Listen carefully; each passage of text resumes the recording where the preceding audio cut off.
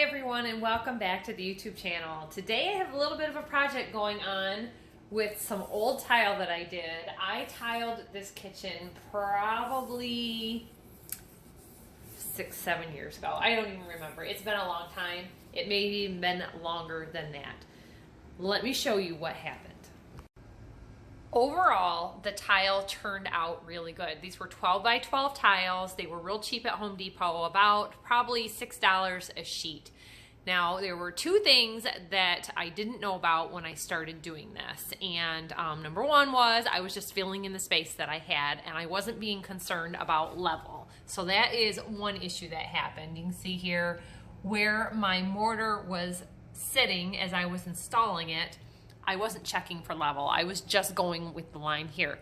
Minor, not real big. The second thing was the electrical outlet. I did not know at the time that I needed to make up for the space I was adding for my electrical outlets. So now these are recessed in really deeply. So when you put the cover on, there's quite a gap right here. So we need to put a spacer in there to bring that out. These are a couple different types of spacers that you can add before you've tiled to be able to extend that out. The trouble is I've already tiled, so we need to address that.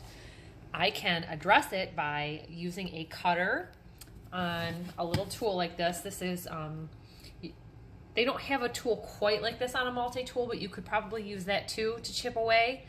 I am loaded here with a diamond bit cutter, and this is the Tool Shop brand. It's like Dremel, and we can go ahead and trim that back so that these ears fit in there really good and do that. However, put these on, then I have to undo my electric. I'm looking for a quick dirty fix today. I don't care what it's going to be. So previously in the past, right about the same time, I had done a bathroom job that had been done like this, and my husband bought washers. Well, these 8 30-second nuts make up about what would be 5 washers in this case. So I picked up some longer screws to put in here than the ones that were there, and we are slipping these on the backs. So let's show you what we did.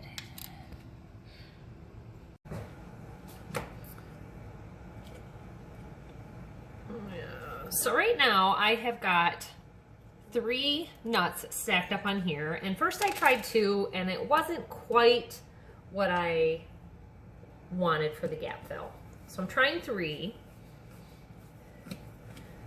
and if the gap's still not right, I can take a nut off and switch it to washers for part of it, but these actually fit on really perfect. The trouble is trying to stack more on. It's inconvenient, yes, but if I were to leave this like this, go through a real estate transaction, it wouldn't be a pass thing. It's not really pass or fail. They just kind of note issues that need repair or need addressed. Now, this is a very old house, and the electrical was updated many years ago. So we're not concerned with any of that. Also, my electric is off while I'm doing this.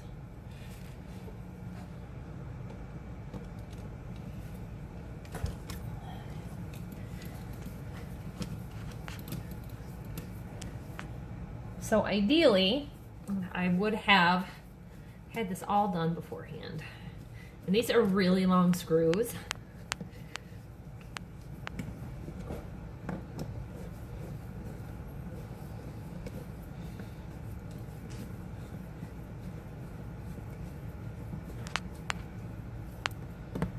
Get it in there kind of straight.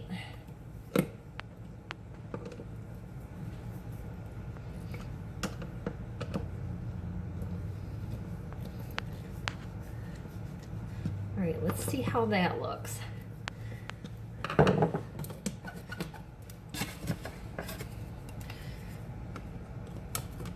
Oh, that is really good. Let me bring you in a little closer.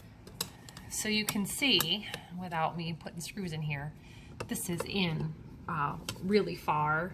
So that just helped to bring this out to the depth or the flush height.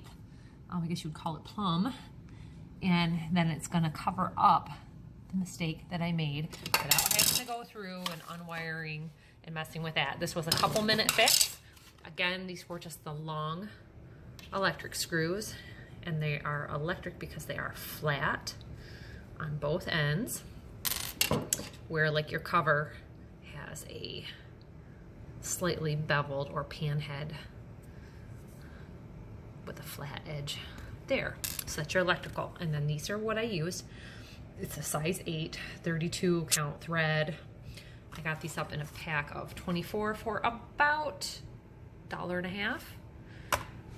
This can go back to the store. I hadn't really thought it through. I have these for another job on hand, and basically making up the difference. Anytime you add something on the wall like this as another layer, your depth of your boxes is going to change. So rather than, you know, have it all undone, you're using box extenders, outlet extenders to make up for that difference. So those should be addressing the issues that we had today. Here's one more mistake I made. Let me turn this around and show you. So this was a perfect continuation to do the whole sheet here, even to possibly go under the stove and do this other side, but I was never sure quite what I was gonna do with the space because there's a gap here. Stoves used to be bigger. So we're either gonna build or do something with this space here.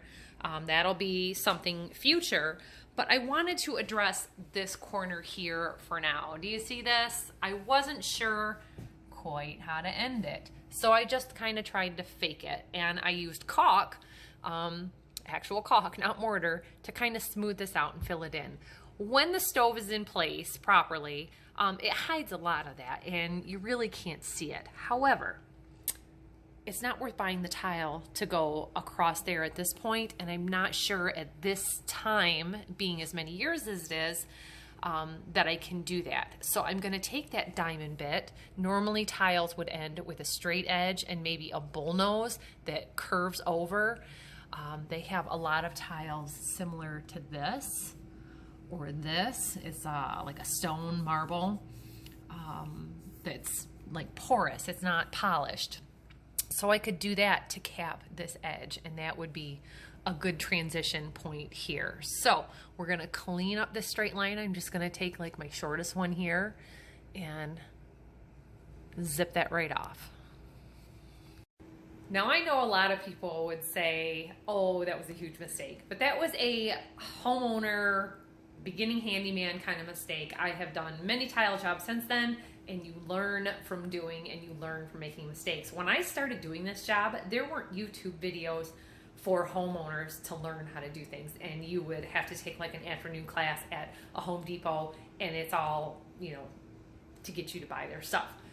Bought it, I got it on, I got the job done, I was happy with it, it was great, but I was living with that recessed the way it was. So now we're kind of going through and fixing and taking care of the problems, maybe from those old mistakes. And this is a handy video to have for somebody who might be in the same situation as me, where they bought a house that was flipped. A lot of people in the past like 10 or 15 years that were inexperienced were buying houses and flipping them. So now it's time to correct those mistakes. All right, everybody, my jobs here are all done for the day. I've got to get on to some more work, and I'll see you in the next video. Remember to hit a thumbs up, share and subscribe, and I'll see you next time. Bye-bye.